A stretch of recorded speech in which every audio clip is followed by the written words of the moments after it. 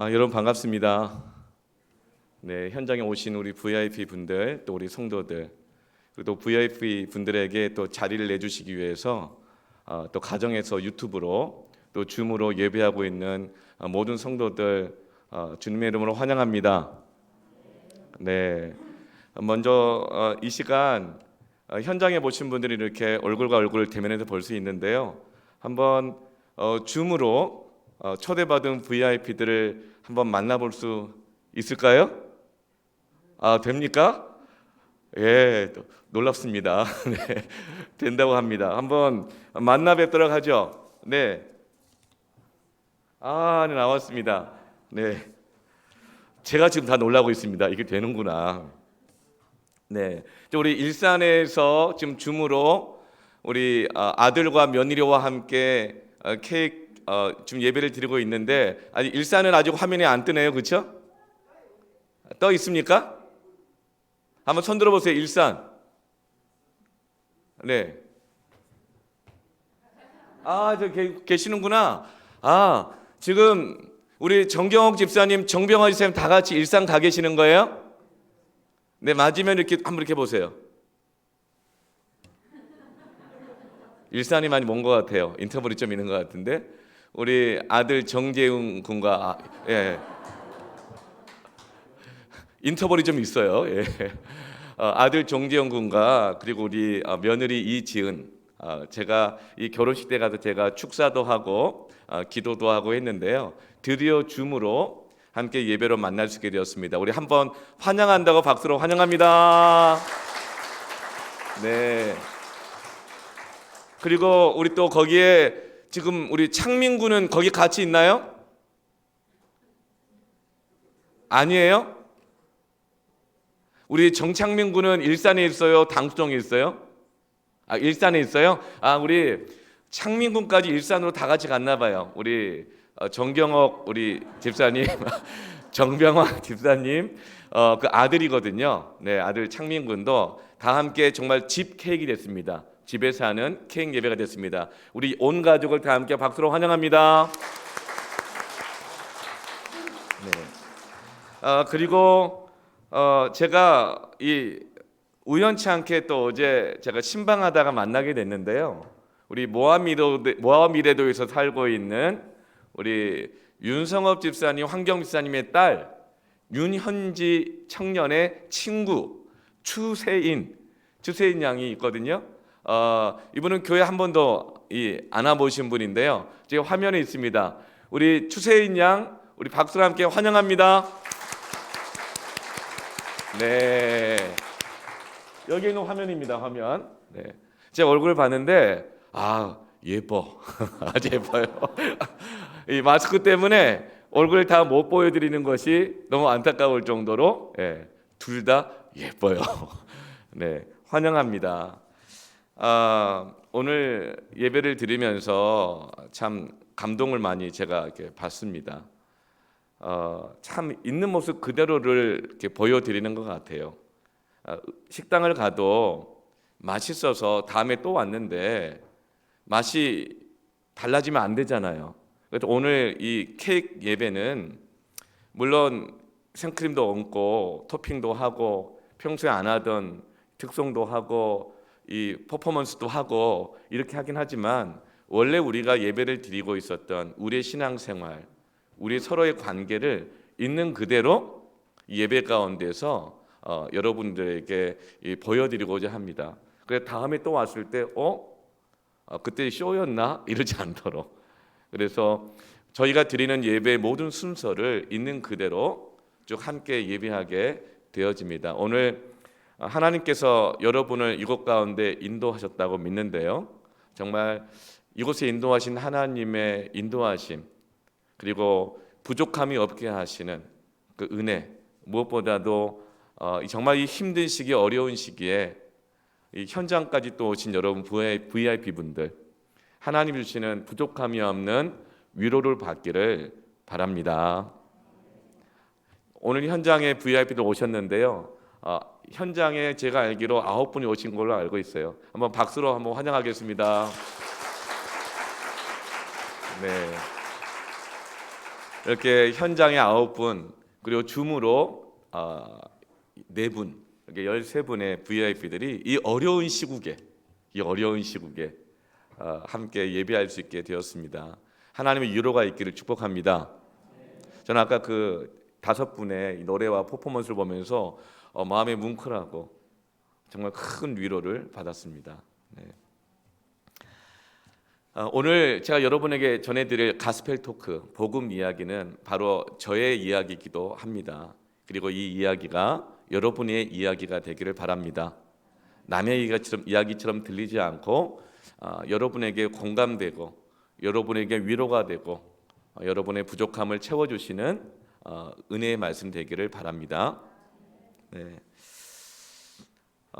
하나님을 믿는다는 것, 어떤 종교를 갖는다는 것, 저는 그것을 부족한 사람이나 믿는 것이 종교라고 생각했었습니다. 신은 인간이 약하니까 뭐라도 의지하려고 만들어낸 것이 아닌가, 저는 그렇게 생각해서 20살 될 때까지 예수님을 믿지 않았고, 그리고 교회 간다는 것, 예수님을 믿는다는 것은 마치 내가 뭔가 부족한 사람인 것처럼, 사회에서 루저여가지고 나 도와줄 사람 한 사람 없어서 보이지도 않는 신을 의지하러 가는 좀 덜 떨어진 행동, 덜 떨어진 사람의 모습이라고 저는 생각하고 있었어요. 그런데 시편 23편 1절, 오늘 제가 전해드릴 저의 복음 이야기인데요, 이 말씀은 다윗이 이렇게 고백하고 있습니다. 여호와는 나의 목자시니 내게 부족함이 없으리로다. 이런 다윗은 부족한 사람이 아닙니다.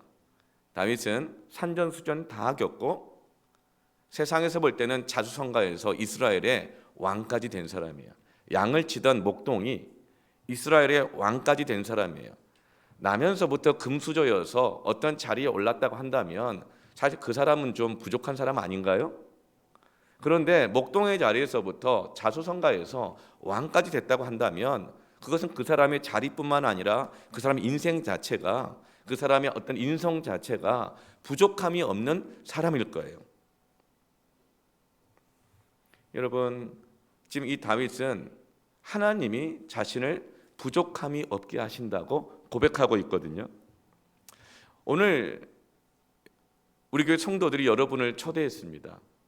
그리고 또 교회가, 이 복음의 빛 동산교회가 7년 전에 시작되어져서 만 6년 전에 여기에서 시작되었어요.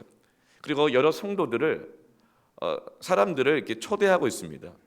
그런데 만약에 우리를 초대하신 하나님이 부족한 분이라고 한다면, 예수님을 믿고 교회 다니고 신앙생활하는 것이 부족한 일이라고 한다고 한다면 여러분을 어떻게 초대할 수 있겠습니까? 우리가 왜 하나님을 믿고 교회를 다닐 이유가 있겠어요? 하나님은 부족한 분이시면 안 되는 거죠. 하나님은 우리의 모든 부족함을 채워주기에 충분하신 분이십니다. 예수를 믿는다는 것, 교회를 다닌다고 하는 것은 부족한 사람들의 삶이 아니에요. 오히려 우리의 모든 부족함을 충분하게 채워주시는 부족함 없는 삶인 것입니다. 이것이 정말 사실이려고 한다고 한다면 두 가지 질문에 있어서 성경이 대답을 해야 돼요. 교회가 대답을 해줘야 되고, 목사가 여러분에게 대답을 해줘야 되고, 그리고 교회가 초대된 여러분들에게 대답을 해줘야 돼요. 우리가 믿는 신앙이 부족한 것이 아니고 하나님이 부족한 분이 아니려면, 첫 번째로 하나님이 우리에게 주신 대답이 정말 사실이어야 되는데, 첫 번째가 뭐냐면 하나님은 우리에게 성경을 주셨습니다. 근데 이 성경이 부족한 것이면 안 돼요. 성경이 틀린 것이면 안 되잖아요. 성경이 사기면 안 되잖아요. 성경은 하나님이 우리에게 주신 대답이거든요. 근데 그 대답이 부족하면 안 되죠. 또 하나, 하나님은 우리에게 예수님을 보내주셨어요. 그것이 하나님의 우리에 대한 대답이셔요. 근데 이 예수님이 부족한 분이면 안 되겠죠. 예수님의 사기꾼이라든가, 예수님의 부활이 거짓말이라든가, 예수님이 부족한 분이라고 한다면 안 되겠죠. 성경과 예수 그리스도가 사실이어야 하는 것입니다. 첫 번째로, 그렇다면 정말 성경은 사실인가? 둘 중에 하나겠죠. 사실이든지 아니든지. 그런데 만일 성경이 사실이라고 한다면 여기는 대다수 분들과 어떤 분들에게는 행운일 것이고, 그러나 또 어떤 분에게는 무서운 일일 수도 있어요. 근데 성경이 사실이 아니라고 한다면 여기에 있는 우리 모두가 다 사실은 불행한 사람들이죠. 사실도 아닌데 어쩌지 못해서 뭐 끌려왔다든가 미안해서 와줬다든가 아니면 인간관계 때문에 왔다든가 아니면 속아서 왔다든가. 그런데 성경은요, 과거에는 성경을 통해서 이 세상에 일어나는 많은 현상들을 증명해 보려고 하는 시도들이 많이 있었고, 그래서 의외의 많은 과학적인 업적을 성경을 통해서 발견하고 이루었었습니다. 그래서 성경은 과거의 신화와 같은 책이 아니고 동화와 같은 책이 아니라 오늘 지금도 우리의 부족함을 채워주기에 충분한 하나님이 살아계시고, 그 하나님 우리의 목자가 되시고 우리를 푸른 초장과 쉴만한 물가를 인도하시고 위로하시고 응답하시고 채워주시는 그 사실이 기록된 것이 바로 성경입니다. 먼저 150년 전에 이 제임스 심프슨이라는 사람이 있었어요. 영국 태생의 사람입니다. 의사이기도 하고 그리고 생화학 과학자이기도 합니다. 근데 그분이 우연히 성경 창세기 2장 21절을 읽다가 이렇게 읽었어요. 여호와 하나님이 아담을 깊이 잠들게 하시니 잠들매 그가 그 갈빗대 하나를 취하고 살로 대신 채우시고. 이 성경을 읽은 거예요. 그런데 그때 이 제임스 심프슨이 고민하고 있었던 것이 무엇이냐면 아픈 사람들을 수술을 해야 될 때가 있거든요. 근데 수술하다가 그 고통을 못 이겨서 잘못되어서 죽는 사람들이 한둘이 아니었어요. 그런데 이 성경을 읽어보니까 하나님이 아담을 잠재우시고 갈빗대 하나를 꺼내신 거예요. 지금도 사람에게는 갈빗뼈가 12개 있는데 하나가 더 있는 자국이 있다는 거 아시죠? 하나를 떼신 거예요.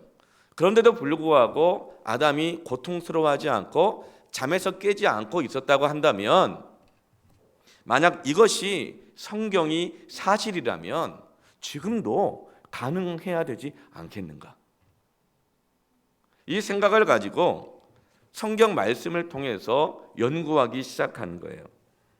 그래서 얻어낸 결론이 바로 클로로포름이라고 하는 마취제를 만들어내게 된 것입니다.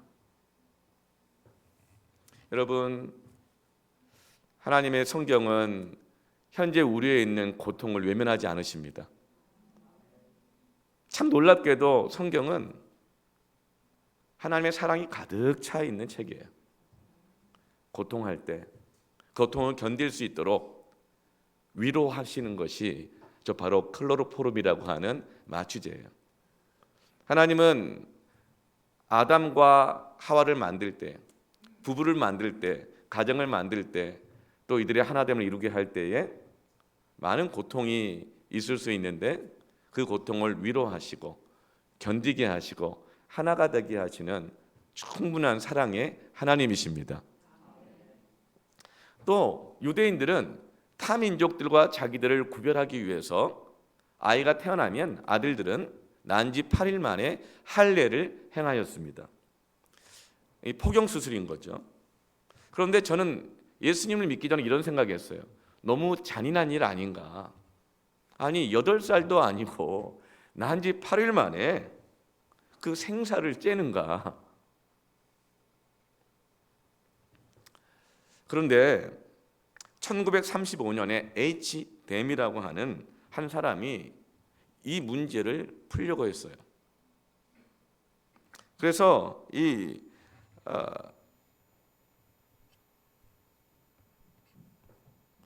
이것을 고민하다가 하나님이 분명히 뜻이 있으셔서 8일 만에 할례를 하게 하셨을 텐데 하면서 연구를 하다가 이 프로트롬빈이라는 물질이 관여하는 혈액 응고 과정을 밝혀냅니다. 성경에 있는 사실을 규명해 보려고 하고 답을 찾아보려고 하다가 혈액 응고 과정을 밝혀내는 거예요.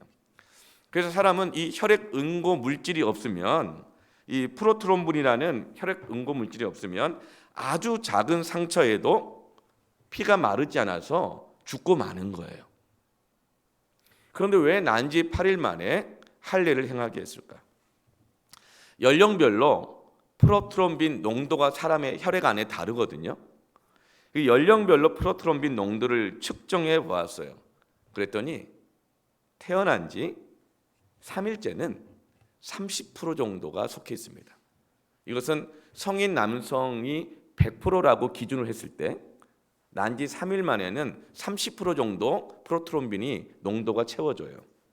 그런데 4일, 5일, 6일, 7일, 8일째가 되니까 110%까지 혈액 응고 물질이, 이 프로트롬빈 농도가 올라갑니다. 그런데 단 하루 지나고 9일째가 되니까 100으로 떨어지는 거예요. 그리고 나서 9일째 때부터 사람이 죽을 때까지 혈액에는 프로트롬빈 농도가 100으로 계속 유지가 됩니다. 그러니까 혈액 응고 이 능력이 가장 좋을 때가 언제예요? 난 지 8일 만이에요. 하루만 더 지나도 그것이 뚝 떨어지는 거예요. 그래서 이때 이 HDM이라고 하는 이수분이 무릎을 치면서, 그렇구나, 창조주 하나님께서 인간을 너무나도 잘 아시고 사랑하셔서 가장 적합한 때에 난 지 8일 만에 가장 안전하게 할례를 하게 하셨구나. 그것을 언제 발견했어요? 1935년에 발견했어요. 그런데 이 사실이 3,500년 전에 이미 레이기에 기록되어 있는 거예요. 여러분, 성경은 부족함이 없습니다. 충분한 것입니다.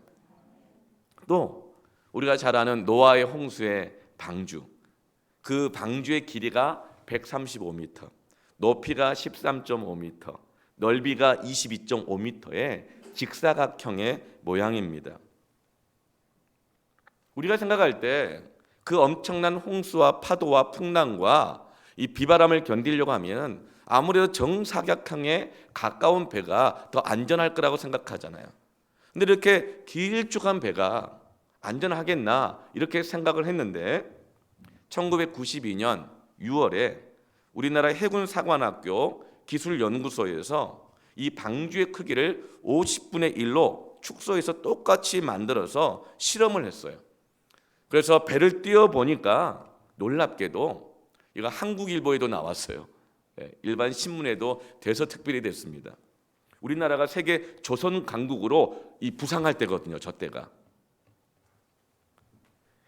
실제로 만들어서 실험을 해보니 30m 파고의 높이까지도 견뎌낼 만큼 가장 안전한 도량형으로, 측량으로, 크기로, 설계도로 방주가 만들어졌다는 것을 발견하게 된 거예요.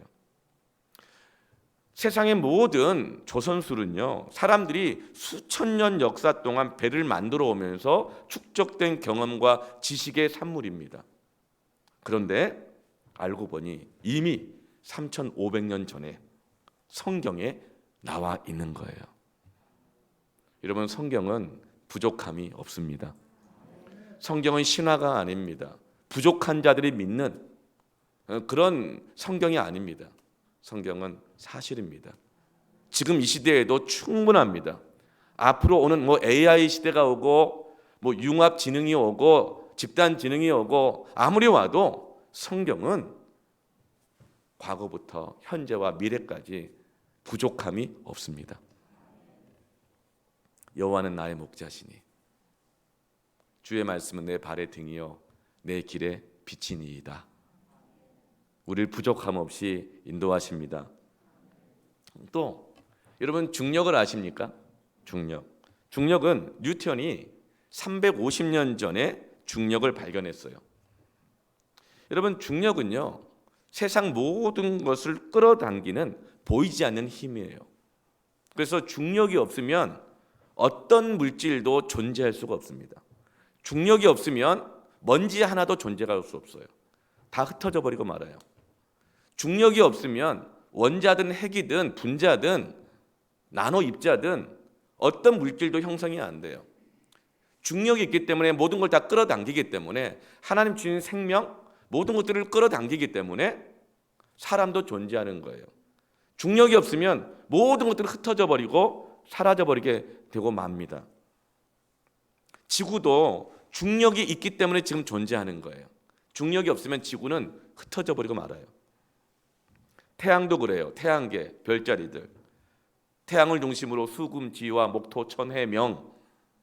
이 태양계들도 태양을 중심으로 해서 수성, 금성, 지구, 화성, 목성, 토성, 천왕성, 명왕성, 해왕성들이 서로의 각각의 중력을 가지고 태양을 중심으로 해서 끌어당기고 있기 때문에 이 태양계도 온 우주가 존재하는 것입니다. 하나님이 사람은 이 중력이 어떻게 만들어졌는지 몰라요. 있다는 걸 발견했을 뿐이죠. 원래 고대에는 지구를 평평하게 생각했어요. 그래서 이 콜럼부스가 신대륙을 발견하기 전까지는 배를 타고 멀리 못 나갔어요. 이 원양어선이라는 게 없었어요. 근해 어업만 했습니다. 왜죠? 배를 타고 멀리 나갔다가 낭떠러지로 떨어질까 봐. 그래서 배를 타고 고기를 잡으러 갔다가 금방 다시금 늘 돌아왔던 거예요. 그런데 콜럼버스가 이것을 깨뜨린 거죠. 그런데 성경은 이미 3,500년 전에 지구가 중력 때문에 동그란 형태로 우주 공간에 떠 있다는 것, 매달려 있다는 것, 그것을 이미 성경은 3,500년 전에 기록하고 있어요. 욥기 26장 7절에 하나님은 북쪽 하늘을 허공에 펴시며 지구를 공간에 매달아 놓으시고. 중력인 거, 중력. 여러분, 성경은 부족하지 않습니다. 3,500년 전에 부족하지 않았고 뉴턴과 같은 천재 과학자에게도 부족함이 없었고 오늘 우리에게도 부족함이 없으며 지금도 세상 만사와 온 우주가 존재하고 유지가 되는 이유를 설명하고 계시고 그 원인이 되게 하신 것, 그것이 바로 성경입니다. 성경은 고리타분한 책이 아니에요. 우리의 부족함을 완벽하게 채우시는 하나님의 말씀입니다. 프랑스 철학자, 계몽 철학자 볼테르. 볼테르는 워낙 똑똑해가지고 계몽 철학의 선구자잖아요. 그래서 성경을 폄하했어요. 그건 덜 떨어진 사람들이나 믿는 거다. 아니 보이지 않는 신을 믿냐고, 미신이다. 그렇게 인간이 부족하냐. 그래서 이 성경은 앞으로 100년이 지나면 사람들은 성경을 더 이상 읽지도 않을 것이고 찾지도 않게 될 것이다. 사람들이 더 똑똑해지고 과학이 발달하고 의학이 발달해서 더 이상 신을 의지하지 않아도 살아갈 수 있는 사회가 올 테니까. 그리고 성경은 그래서 거짓말이니까 사람들이 더 이상 찾지도 읽지도 않을 거라 그랬어요. 그런데 여러분, 볼테르 때를 떠나서 지금도 지난 50년간 세계에서 가장 많이 출판된 책 중에 1위, 까만색으로 그래프가 쫙 올라가 있죠. 39억 권이 출판되었습니다. 성경이에요. 저기 네 번째 파란색 있죠? 저게 해리포터예요. 해리포터. 지금도 성경을 읽고 있는 사람, 성경을 읽으면서 하나님을 만나는 사람, 성경을 읽으며 자신의 문제를 해결함을 받는 사람, 성경을 읽으며 위로를 받고 성경을 통해서 새로운 삶을 시작하고 하는 사람들이 지금도 수없이 많이 있습니다. 특별히 우리 교회는 사회적인 약자들, 그들에게 많은 관심을 갖고 있고 기도하고 있고 후원하고 있고 섬기고 있습니다. 터키에 와 있는 무슬림 난민 450만, 그리고 태국 북쪽 지역에 있는 수많은 난민 소수민족들, 몽족 특별히.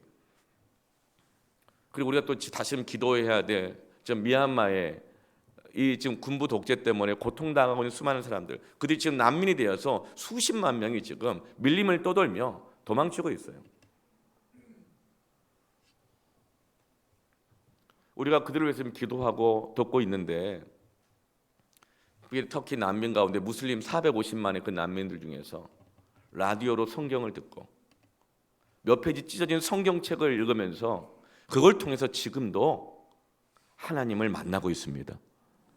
그걸 통해서 믿음을 갖게 되고 있고요. 그것을 통해서 그들이 삶이 바뀌어요. 가치관이 바뀌어요. 인생이 바뀌고 있는 것입니다. 그렇기 때문에 이 세상이 존재하는 한 성경은 결코 없어지지 않습니다.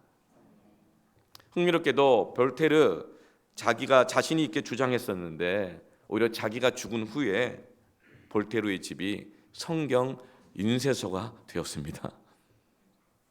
여러분, 성경은 부족함이 없습니다. 우리를 인도하시는 하나님의 말씀입니다.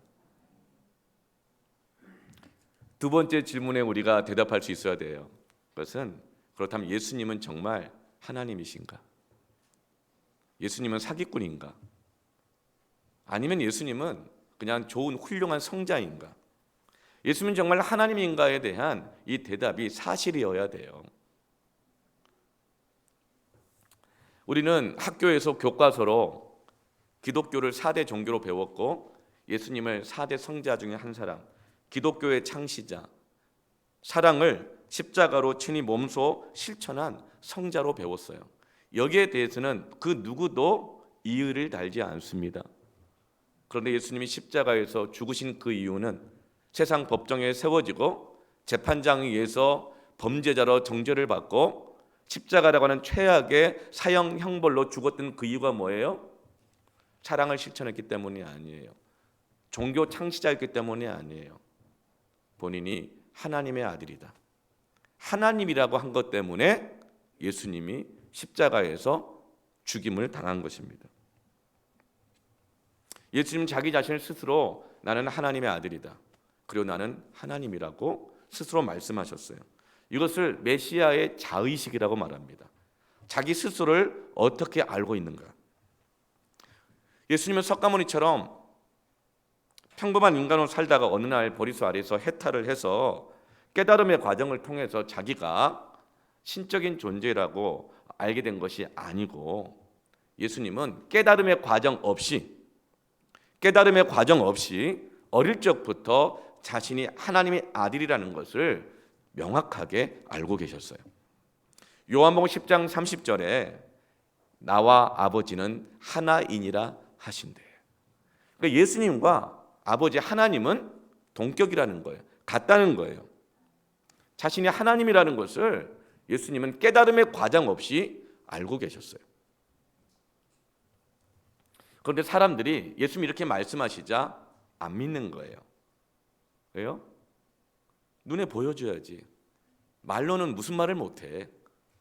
다 말할 수 있지. 우리나라에 자칭 메시아라고 하는 사람이 아직도 36명이래요. 세계에서 제일 많대요. 근데 정신병원을 갔는데 어떤 사람이 내가 메시아다, 나는 예수다 막 이렇게 소리 지르고 다니니까 어떤 한 또 환자가 이렇게 말하더래요. 나는 너를 보낸 적이 없느니라. 그러니까 말로는 뭘 못하냐는 거예요. 말로 내가 다 할 수 있다, 나 이런 사람이다, 다 말할 수 있다는 거예요. 그래서 예수님이 내가 하나님이라 말하니까 사람들이 말로는 뭘 못하냐 안 믿은 거예요. 미국에 150년 전에 사이비 교주 여자 한 사람이 있었어요. 근데 자신을 신으로 따르는 그 사람들을 이끌고 바닷가로 데리고 왔어요. 그리고 이렇게 말해요. 너희들은 내가 참신인 것을 믿느냐? 아멘 그랬겠죠. 그럼 내가 이 바다를 걸을 줄도 믿느냐? 그랬더니 다들 아멘 그랬어요. 그랬더니 여자 사이비 교주가 이렇게 말하는 거예요. 믿으면 되었다. 나는 더 이상 바다 위를 걸을 필요가 없어졌다. 그런데 이 말을 듣고도 그를 따르는 무리들이 감동받아 울고 은혜를 받았대요. 그런데 예수님은 말로만 하신 것이 아니라 실제로 물 위를 걸으셨고, 셀 수 없는 기적을 행하셨을 뿐만 아니라 믿는 자들에게는 예수님이 행하셨던 그 표적의 역사가 나타나게 될 것이다. 병든 자에게 손 얹은 적 나았게 될 것이고, 더러운 귀신을 명한 즉 쫓겨나게 될 것이고, 어떤 해를 받지 않게 될 것이며, 새 방언은 뭐죠? 새로운 언어입니다. 언어. 그 사람의 말이 바뀔 것이다. 언어가 바뀔 것이다. 하늘의 언어를 갖게 될 것이다.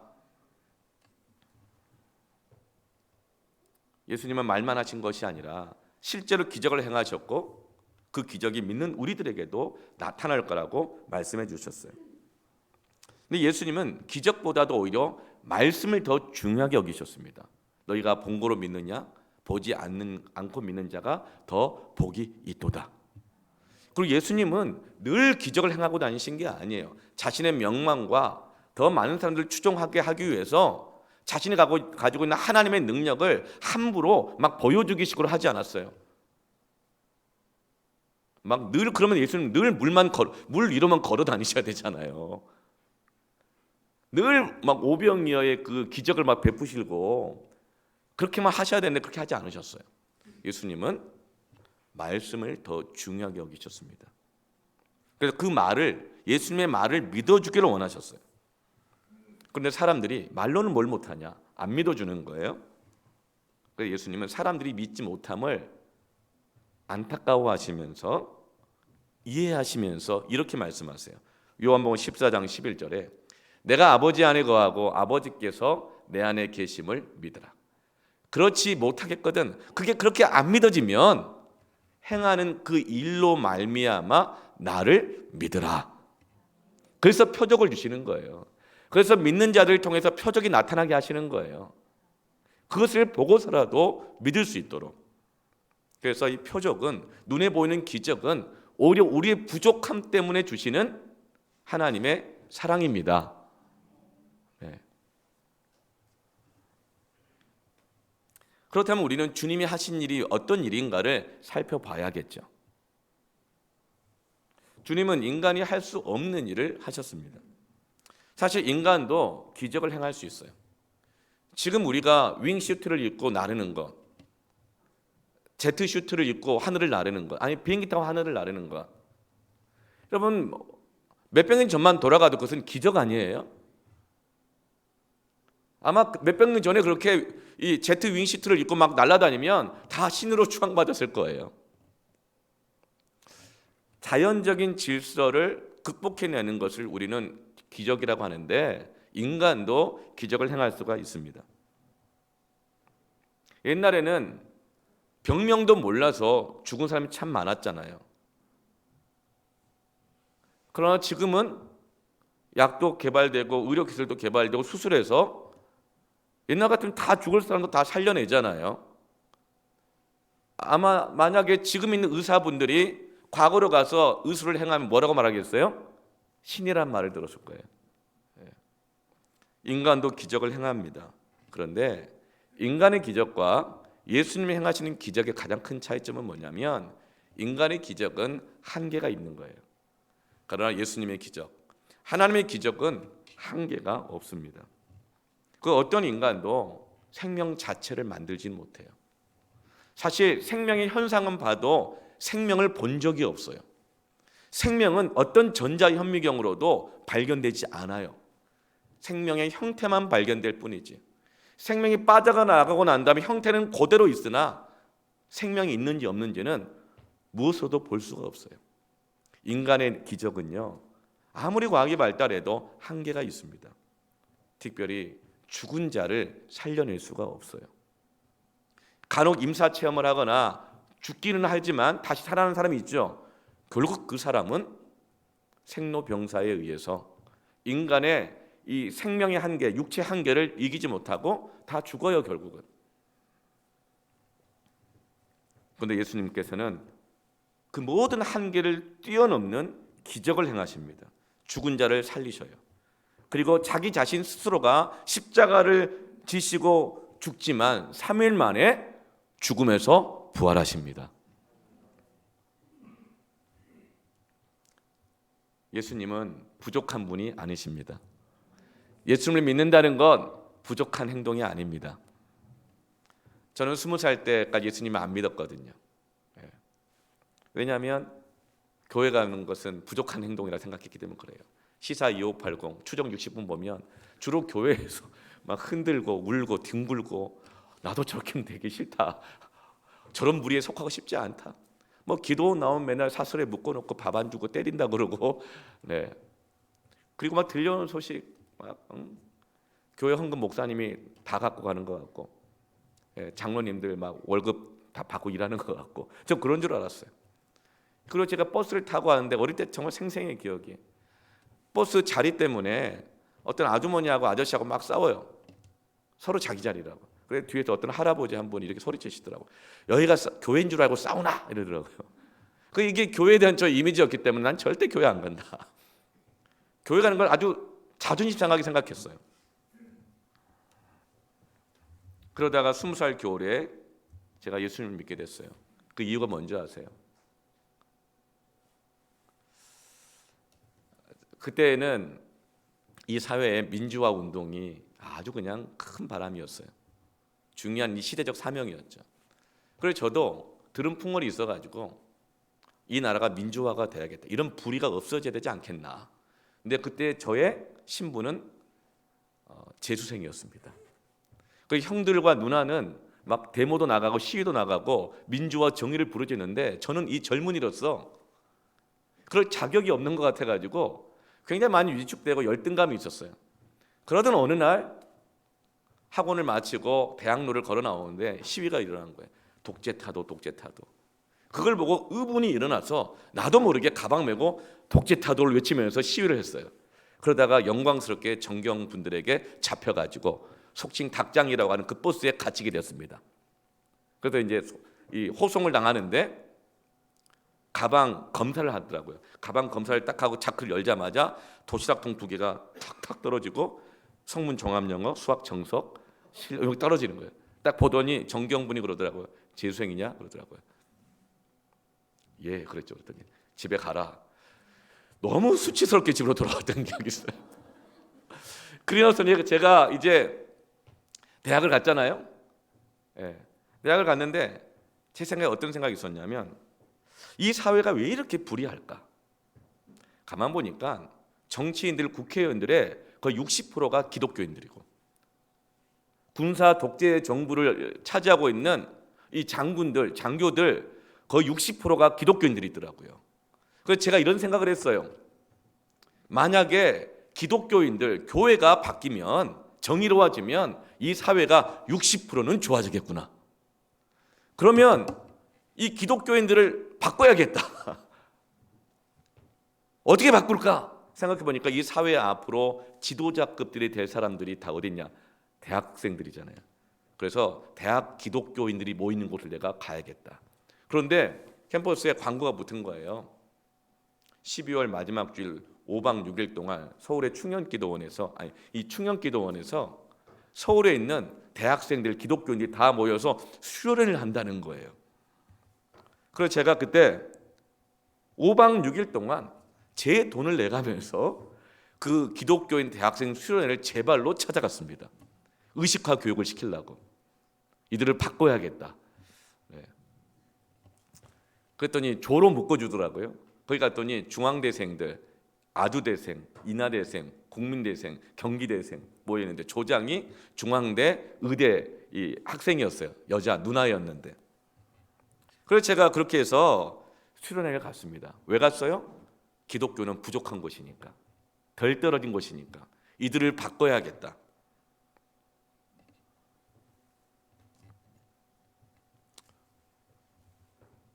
그런데 제가 그 수련회를 통해서 말씀을 듣고 성경이 100% 사실인 걸 믿게 됐고 예수님을 믿게 되었어요. 예. 그래서 제가 지금 이 모습인 겁니다. 하나님 저의 부족함을 채워주셨어요. 왠지 아세요? 제가 그때 그런 정의로움을 가지고 기독교인들을 변화시키겠다고 수련회에 참석했을 때 저는 그때 많이 아팠어요. 많이 아팠고 오래 아팠어요. 알 수 없는 여러 가지 신경증과 통증과 그리고 공황장애와 우울증으로 수년간 고통을 겪고 있었을 때였어요. 제 몸무게가 적게 나갈 때는 49kg, 많이 나가도 55kg였어요. 빼짝 마르고 시커멓고 눈은 퀭하고 잠을 못 자가지고 늘 눈이 시뻘겋고 환각에 막 시달리고 진통제를 그렇게 먹어도 나중엔 들지도 않고 수면제도 안 들고. 그래서 제가 그 소련에 가서 병이 고쳐진 게 아니에요. 잠을 잘 자게 된 것도 아니에요. 저는 병이 고쳐져서 믿은 게 아닙니다. 말씀을 듣고 부족함이 없는 말씀, 성경이 사실이구나, 예수님은 하나님이시구나, 이걸 말씀을 통해서 제가 부족함 없이 깨닫게 되어서 믿게 된 것입니다. 그 이후에 눈으로도 보여지지 않는 그 귀신들이, 사람을 고통 가운데 빠뜨리게 하는 귀신들이 쫓겨나가는 것을 보았고 쫓아내기도 했고 수많은 기도의 응답들을 받았습니다. 내 힘으로는 도무지 할 수 없는 내 한계점에 도달했을 때 그 한계를 극복하게 하시고 뛰어넘게 하시고 부족함 없이 채워주시는 살아계신 하나님을 응답받은 것입니다. 수없이 받았어요. 그리고 나서 제 몸이 병이 나았어요. 제 몸이 지금 몸무게가 67kg. 네. 딱 균형 잡힌 몸매 아닙니까? 균형 잡히면 건강합니다. 제 나이가 이미 50을 넘었지만 아주 건강합니다. 잠도 너무 잘 자고 무엇보다도 제 마음이 바뀌었습니다. 제 마음이 바뀌고 내 가치관이 바뀌었어요. 내 생각이 바뀌었어요. 사람이 눈 퀭하고 몸무게 49kg까지 빠져 있고 눈이 막 이글이글 타오르면서 정의감이 시달려서 누군가를 변화시켜야겠다, 세상을 뒤집어야겠다 하는 그 사람의 마음이 아무리 정의로운 생각으로 가득 차 있다 하더라도 그 사람의 마음이 건강하겠어요?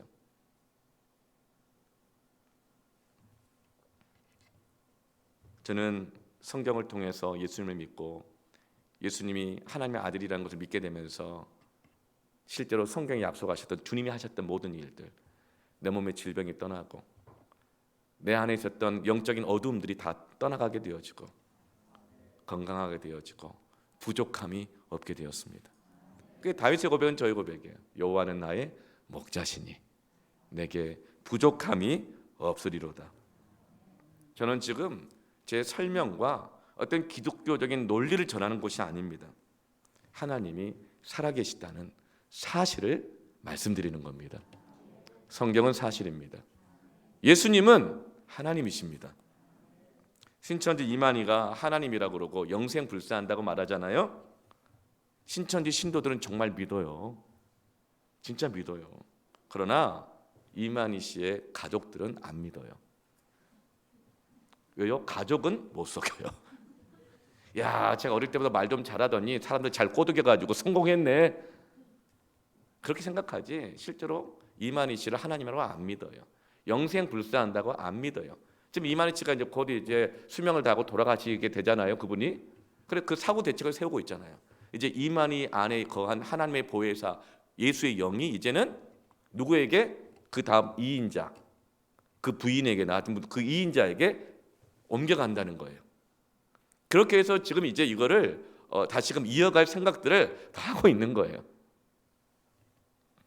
통일교도 그랬어요. 문선명이 이 하나님이라고 그랬는데 죽고 난 다음에 그 문선명 안에 있는 그 영이 그 부인 한학자에게 옮겨갔다. 그랬더니 또 그 아들이 무슨 말이냐, 문선명 우리 아버지는 예수님이 부족하게 한 그 메시아적 사명을 다 완성하신 분이시고 그 아들은 뭐라고 말하냐면 우리는 제자일 뿐이다. 네. 하버드에서 비교 종교학을 공부했거든요, 그 아들이. 그래가지고 그 문선명의 영이 나에게 와서 내가 이제는 이 메시아라고 말하는 그 어머니 한학자와 그리고 그 아들들이 지금 싸우고 있잖아요. 네. 여러분, 신도들은 믿을지 몰라도 가족은 못 속이는 거예요. 예수님의 출생의 비밀을 가장 잘 아는 사람이 누굴까요? 예수님을 10달 동안 잉태하고 낳은 마리아예요. 또 누가 잘 알아요? 요셉이에요. 연예인 교회에서 연예인들이 모여서 성경 공부를 하다가 다른 건 다 믿어도 예수님의 성령으로 잉태했다는 거 못 믿겠대.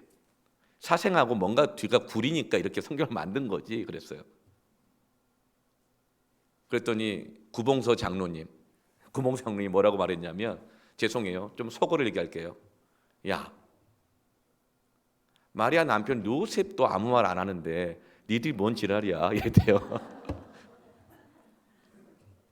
네. 가족은 못 속이는 거예요. 그리고 여러분, 예수님에게도 동생이 있었어요. 예수님 다음으로 요셉과 마리아 사이에서 태어난 여러 동생들이 있었거든요. 이 동생들이 예수님이 살아계시는 동안에는 믿지 않았어요. 왜냐하면 같이 자랐으니까. 나랑 같이 먹고 자랐는데 그 기억밖에 없는데 무슨 하나님이야. 그런데 오히려 예수님이 십자가에 달려 죽고 난 다음에 다 이 예수님의 동생들이 믿게 되어져요. 왜요? 예수님이 죽으셨다가 3일 만에 부활한 것을 본 것입니다. 한계 없는 기적을 경험하면서 예수님은 하나님이라는 것을 믿게 된 것입니다. 여러분, 가족은 못 속여요. 그래서 예수님의 동생 야고보라는 사람이 있거든요. 그 사람이 성경의 한 편을 기록했어요. 야고보서 1장 1절에 하나님과 주 예수 그리스도의 종 야고보는이라고 자기 자신을 소개해요. 예수님을 자기의 형님이라고 소개하지 않아요. 자기를 예수님의 동생이라고 소개하지 않아요. 하나님과 주 예수 그리스도 동격으로 말해요. 그리고 자기를 종이라고 말해요. 왜요? 예수님의 부활을 보았기 때문입니다. 예수님은 하나님의 아들로 오셨고 하나님의 말씀을 전하셨고 기적을 일으키셨고 십자가에 달려 죽으셨지만 말씀하신 대로 3일 만에 다시 살아나셨고 그 약속하신 대로 500명이 넘는 사람에게 부활의 몸을 친히 보여주시면서 나를 믿으라고 하셨고 제자들이 보는 눈앞에서 감람산 근처에서 승천하셨습니다. 이 영화 같은 이야기가 만약 거짓이라면 예수님의 제자들이 죽어가면서까지 순교하면서까지 예수의 부활을 전할 수 있었을까요? 이것이 거짓이라면 집을 버리고 직장을 버리고 때론 가족도 내려놓고 선교사로 막 가고 지금도 막 이렇게 교회 막 개척하고 교회 봉사하고 그렇게 할 수 있을까요? 예수님과 3년 반 동안 동고동락했던 제자들, 한 번씩은 다 부인하고 예수님을 떠났던 제자들, 그러나 부활을 목격하고 난 다음에 그것이 사실이니까 목숨을 걸어가면서까지 이 부활의 복음을 예수님을 전한 것입니다. 예수님은 부족한 분이 아니세요. 예수님 믿는 건 부족한 일이 아닌 것입니다. 제가 예수 믿지 않을 때 가장 큰 걸림돌은 바로 자존심이었습니다. 왜 꼭 예수를 믿으라고만 말하나? 왜 꼭 예수를 믿으라고만 말하나?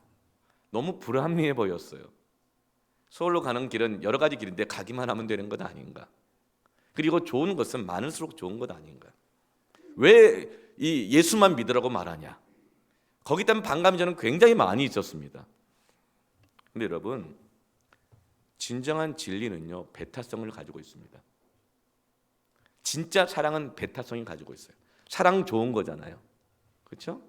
결혼도 좋은 거잖아요. 그러면 이 여자 저 여자 많은 여자와 연애하고 많은 여자와 살아갈수록 그게 진짜 사랑이고 행복입니까?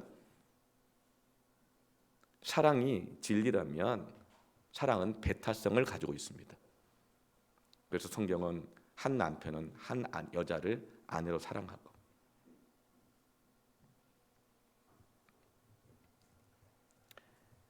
요한복음 14장 6절 말씀에 예수께서 이르시되 내가 곧 길이요 진리요 생명이니 나로 말미암지 않고는 아버지께로 올 자가 없느니라.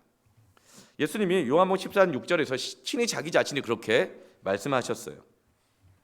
여러분, 진리는요 여러 가지가 아닙니다. 진리일수록 배타성을 가지고 있습니다. 네. 어떤 사람이 귀가 안 들려 연약함을 갖고 있죠. 그래서 철도에서 어떤 아이가 놀고 있어. 귀가 안 들리는데 저기서 기차가 막 오는 거예요. 모르고 재미나게 놀고 있어요. 그때 소리를 지릅니다. 야, 빨리 거기서 나와라. 거기서 안 나오면 죽는다. 기차가 오고 있다. 그러면 안 들려.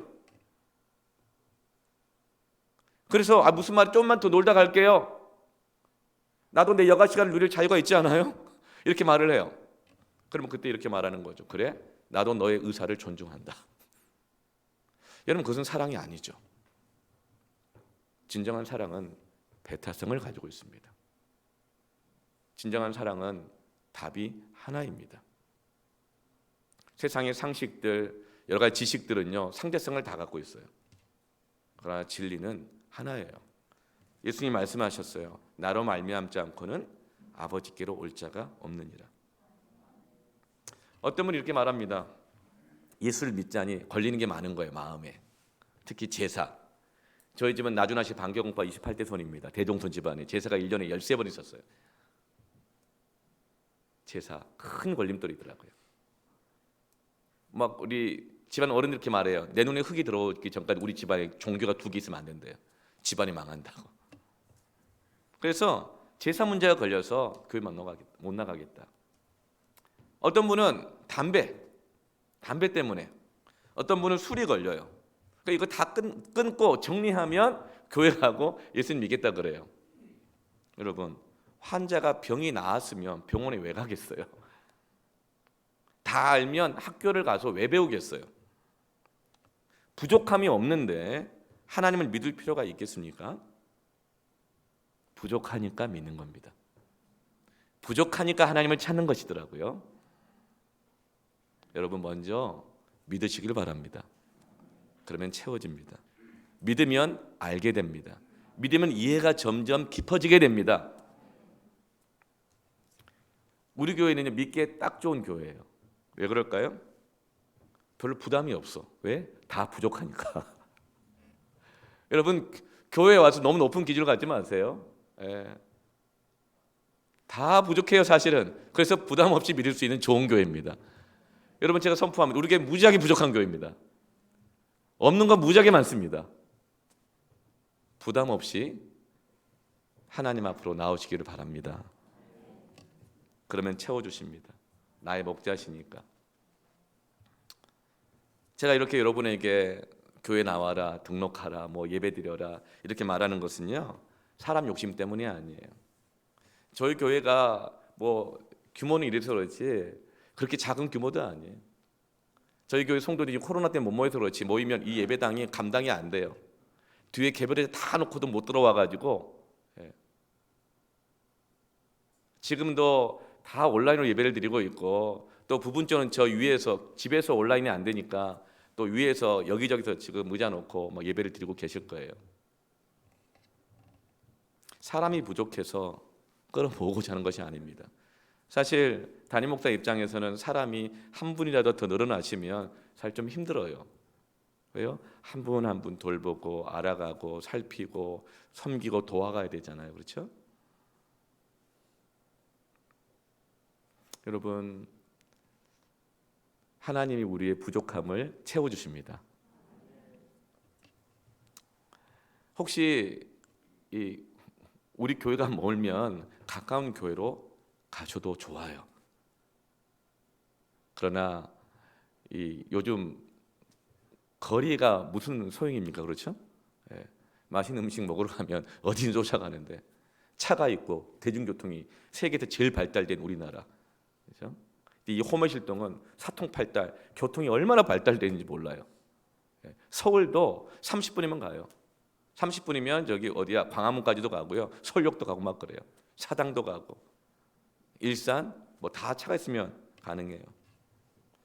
여러분, 중요한 것은 뭐냐면 예수님을 믿으세요.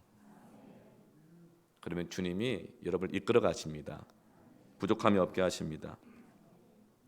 여호와는 나의 목자신, 내게 부족함이 없으리로다. 그 다음이 뭔지 궁금하지 않으세요? 그 다음 구절이 이래요. 시편 23편 2절 3절에 그가 나를 푸른 풀밭에 누이시며 쉴 만한 물가로 인도하시는도다. 내 영혼을 소생시키시고 자기 이름을 위하여 의의 길로 인도하시는도다. 여호와는 저의 목자십니다. 여러분의 목자가 되기를 원합니다. 아멘. 이렇게 오늘 저의 복음 이야기를 나눴습니다.